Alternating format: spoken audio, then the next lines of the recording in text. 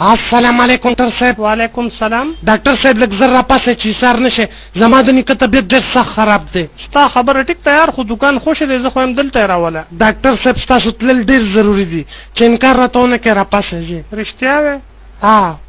ها راځه چې ځو. هسه ډاکټر صاحب ستاسو فیس به څومره وي؟ چې کور ته ځو نو 80 روپۍ اخلو. خیر دې خبره نه ده، راځئ جي راځئ، راکه دا مال راکه، دم راکه، راځئ ډاکټر صاحب راځئ، زما په نقش و قدم باندې راځئ.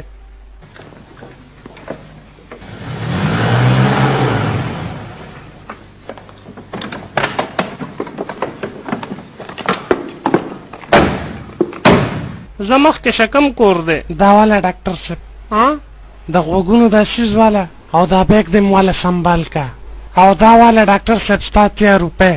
اوهو ته څه تختې خو نه یار، چې اول خو دا مریض وګورو که نه.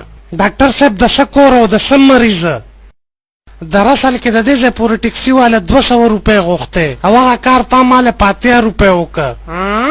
نو ځکه خو وایي که نه چې دا خو به منې که نه او دا خو به منې، دا خو به منې که نه او دا خو به منې.